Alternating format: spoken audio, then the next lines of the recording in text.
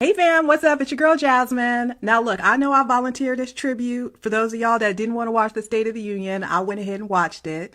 Like I said before, whether us regular people watch it or don't watch it doesn't matter. It's the people who show up to be in the room that matters to a narcissist. But I digress. After volunteering to be tribute and watching that shit show, I woke up still annoyed about it. Look, not spiraling, not losing sleep. I'm not giving that man that kind of real estate in my life, but annoyed, yes. Why? Because I don't like unforced errors. And that was an unforced error on prime time television. Look, if your neighbor who called the cops on you simply for existing invited you to clap at their HOA speech, you would suddenly remember you had to wash your hair. Why? Because attendance signals legitimacy and absence signals boundaries.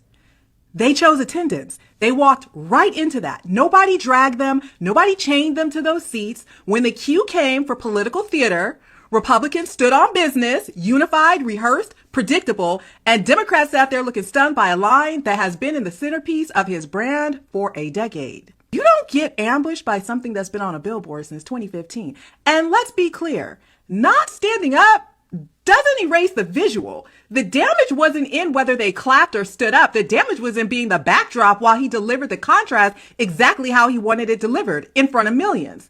Politics isn't about what you meant. It's about what people saw. Just ask Gavin Newsom.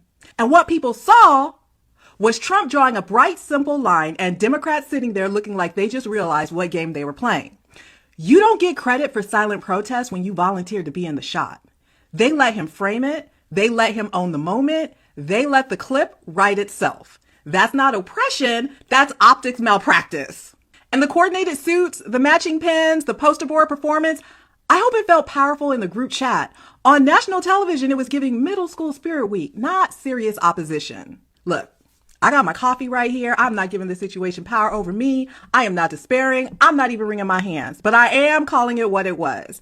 And as a Democrat, I was not outraged. I was embarrassed. Embarrassed for them, embarrassed for my party.